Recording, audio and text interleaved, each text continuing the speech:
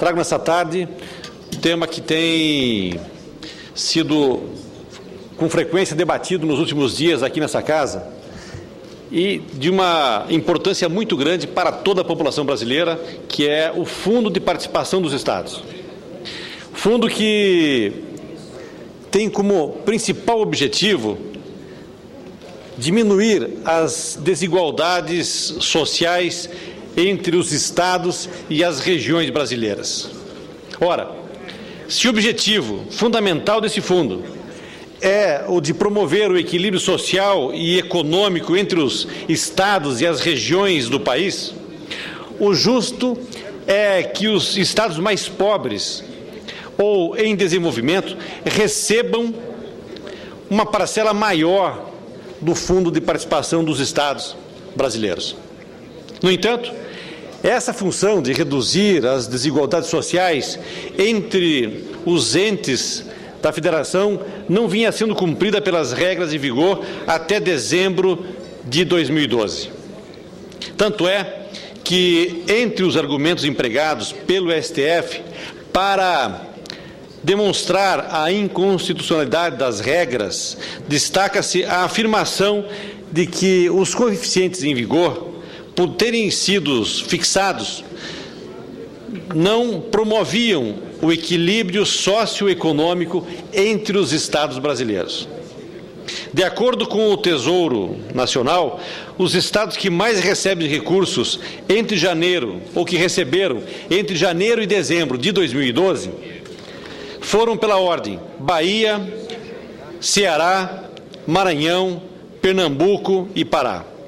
Todavia, o Acre, que recebeu 1,6 bilhões de reais em 2012, Amapá, 1,6 bilhão de reais, e Rondônia, 1,3, e Roraima, 1,2, são os que mais dependem desse dinheiro, visto que os repasses do fundo representam entre 60% e 70% dos seus orçamentos anuais.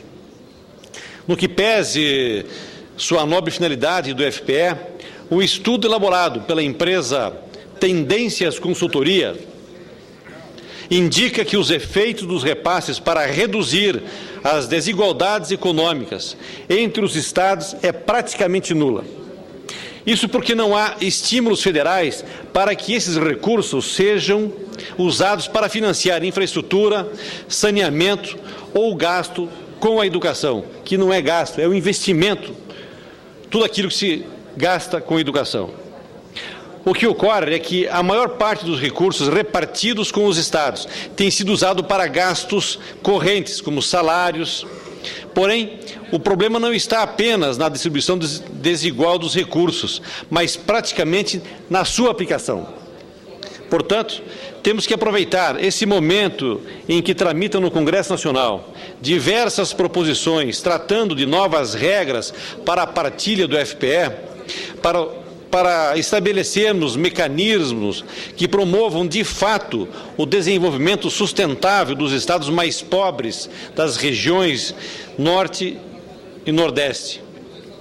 Estados novos, como os estados do Amapá, Roraima, Acre e o meu estado de Rondônia, criado há 30 anos, que eram territórios federais, possuem população reduzida e menor desenvolvimento econômico devido ao recente processo de ocupação nesses estados novos. Para esses estados, o uso dos critérios da população e renda familiar per capita invertida previstos no substitutivo provocará redução significativa na participação dos estados do norte do nosso país.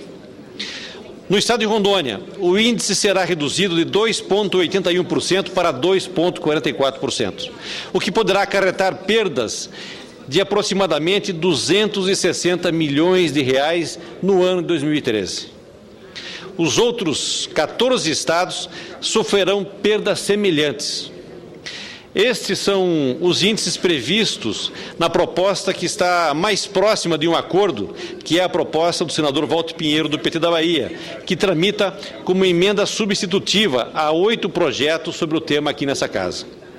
No entanto, é preciso considerar que é no Congresso Nacional 24 projetos de lei complementar, sendo 16 da Câmara dos Deputados e 12 do Senado Federal. Eu mesmo apresentei uma proposta de emenda à Constituição, a PEC número 125, de 2011, que propõe a destinar 10% do produto da arrecadação das contribuições sociais e de intervenção do domínio econômico, divididos igualmente aos fundos de participação dos estados e também do Fundo de Participação dos municípios.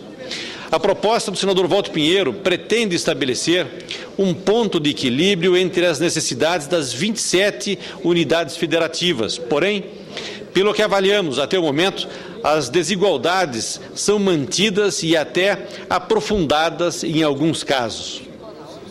O relatório da emenda substitutiva estabelece que os repasses atuais serão mantidos como piso e os reajustes para 2013 e 2014 seriam baseados em apenas 2 critérios: população e o fator inverso da renda per capita nominal domiciliar. Apesar destas limitações, a proposta é muito positiva, na medida em que dará ao Congresso Nacional um prazo de 5 anos para discutir as novas regras que seriam instituídas em definitivo a partir do ano de 2018. Portanto, entendo que o melhor seríamos aprovarmos esse substitutivo como está, para assegurarmos a partilha dos recursos este ano, mas assumirmos o compromisso, desde já, de discutir a fundo as novas regras para que possam ser adotadas de forma gradual e até corrigidas nesse período de transição. Entendo que as contribuições que não foram incorporadas nesse momento poderão seguir seu ritmo normal de tramitação e contribuir para o aperfeiçoamento das partilhas dos recursos do FPE nesse período de transição, bem como para a construção de um novo pacto federativo. O ponto de partida para essa discussão tem que ser exatamente a finalidade desse fundo, qual seja, a de promover a redução das desigualdades entre estados e regiões brasileiras e incentivar a capacidade de investimento e a autonomia econômica dos estados, sobretudo os estados do Norte, Nordeste e Centro-Oeste, que mais dependem dos repasses constitucionais. De nada adiantará estabelecermos novas regras se elas não servirem para reduzir as desigualdades sociais entre os estados brasileiros. Portanto, as regras e índices de repasse devem levar em conta indicadores sociais, como educação, saneamento básico, educação, saúde e pobreza, além dos critérios já adotados de população e o fator inverso da renda per capita nominal domiciliar. Nesse sentido, um estudo desenvolvido no ano passado pelo Ministério da Fazenda para avaliar o impacto social e econômico das transferências do FPE e para auxiliar na elaboração de uma nova formulação para a distribuição desses recursos a partir de 2013, evidencia as disparidades nesses indicadores sociais das regiões Norte e Nordeste em relação ao Sul e a Sudeste do nosso país. Esses indicadores sustentam a percepção que temos um Sul rico e um Norte e Nordeste pobre e com dificuldades para se desenvolver. Por mais que podemos comemorar avanços na erradicação da pobreza e da miséria nas regiões Norte e Nordeste, com os programas de redistribuição de renda do governo federal nos últimos 10 anos, os números atuais confirmam que nessas regiões ainda está concentrada a pobreza do Brasil, em grau bem superior das demais brasileiras. As regiões Norte e Nordeste concentram os piores resultados da taxa de mortalidade infantil, que estão relacionadas às condições de gestação, do parto e da própria integridade física da criança, bem como as condições socioeconômicas e do meio ambiente, como predomínio das causas infecciosas, segundo os especialistas da área. A análise da educação tomando como referência a taxa média de alfabetismo no Brasil, apresenta contrastes significativos e evidencia as dificuldades a serem superadas pelas regiões norte e nordeste do nosso país. No tocante ao abastecimento de água, os estados da região norte estão mais distantes da média nacional, registrando patamares diferenciados com percentuais de domicílios com água oscilando entre 39%, no caso do nosso estado de Rondônia. A análise da taxa de pobreza evidencia a disparidade nos resultados dos estados da região norte e nordeste, todos com percentuais acima da média do Brasil. A maior taxa fica com o Nordeste, no estado do Alagoas, com 47%, e a menor na região Norte, mais precisamente no meu estado de Rondônia, com 23%. Ou seja, apesar das dificuldades enfrentadas na saúde, educação, saneamento e infraestrutura, o estado de Rondônia tem bom desempenho econômico e boa renda per capita. Portanto, senhora presidenta, as regras e índices de repasse devem levar em conta indicadores sociais como educação, saneamento básico, habitação, saúde e pobreza, além da compensação ambiental para os estados que possuem reservas florestais e dos critérios já adotados de população e o fator inverso da renda per capita nominal domiciliar. Poderíamos, por exemplo, incluir o Índice de Desenvolvimento Humano nesse cálculo, o IDH. O FPE tem que servir como indutor do desenvolvimento e, por isso, creio que também será necessário criarmos mecanismos para que os recursos sejam investidos necessariamente em educação, infraestrutura e, principalmente, saneamento básico. Ademais, estados da Amazônia, como o nosso estado de Rondônia, precisam receber também uma compensação financeira pela proteção florestal que exercem suas unidades de conservação e reservas indígenas que existem na Amazônia, em especial no nosso estado de Rondônia.